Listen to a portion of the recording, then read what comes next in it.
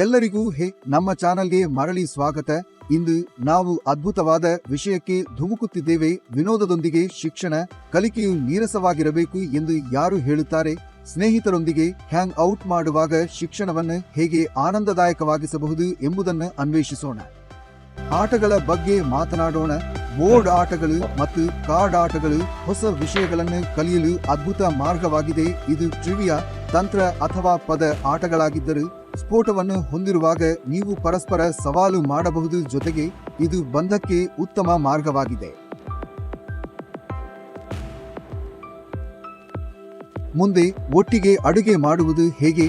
ನೀವು ವಿಭಿನ್ನ ಸಂಸ್ಕೃತಿಯಿಂದ ಪಾಕವಿಧಾನವನ್ನು ಆರಿಸಿಕೊಳ್ಳಬಹುದು ಮತ್ತು ರುಚಿಕರವಾದ ಏನನ್ನಾದರೂ ಚಾವಟಿ ಮಾಡುವಾಗ ಅದರ ಇತಿಹಾಸದ ಬಗ್ಗೆ ತಿಳಿದುಕೊಳ್ಳಬಹುದು. ಅಡುಗೆ ಎಂದರೆ ಕೇವಲ ಆಹಾರವಲ್ಲ, ಭೌಗೋಳಿಕತೆ, ವಿಜ್ಞಾನ ಮತ್ತು ಗಣಿತವನ್ನು ಅನ್ವೇಷಿಸಲು ಇದು ಒಂದು ಮೋಜಿನ ಮಾರ್ಗವಾಗಿದೆ.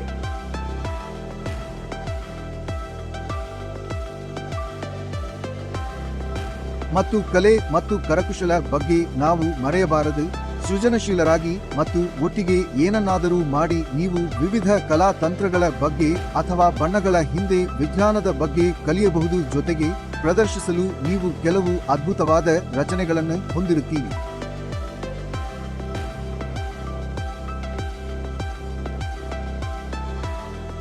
ಓದುವಿಕೆ ಕೂಡ ಒಂದು ಮೋಜಿನ ಗುಂಪಿನ ಚಟುವಟಿಕೆಯಾಗಿರಬಹುದು. ಒಟ್ಟಿಗೆ ಓದಲು ಪುಸ್ತಕವನ್ನು ಆರಿಸಿ ಮತ್ತು ಮಿನಿ ಬುಕ್ ಕ್ಲಬ್ ಅನ್ನು ಹೊಂದಿರಿ. ಪಾತ್ರಗಳು ಮತ್ತು ಥೀಮ್ಗಳನ್ನು ಚರ್ಚಿಸುವುದು ಕೆಲವು ಅದ್ಭುತ ಸಂಭಾಷಣೆಗಳನ್ನು ಹುಟ್ಟುಹಾಕುತ್ತದೆ ಮತ್ತು ಪ್ರತಿಯೊಬ್ಬರೂ ವಿಮರ್ಶಾತ್ಮಕವಾಗಿ ಯೋಚಿಸಲು ಸಹಾಯ ಮಾಡುತ್ತದೆ.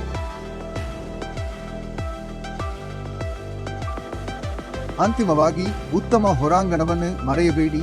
ಪ್ರಕೃತಿಯ ನಡಿಗೆಗಳು ವಿಶ್ರಾಂತಿ ಮತ್ತು ಶೈಕ್ಷಣಿಕ ಎರಡೂ ಆಗಿರಬಹುದು. ಸ್ಥಳೀಯ ಸಸ್ಯಗಳು, ಪ್ರಾಣಿಗಳು ಮತ್ತು ಪರಿಸರದ ಬಗ್ಗೆ ನೀವು ಕಲಿಯಬಹುದು.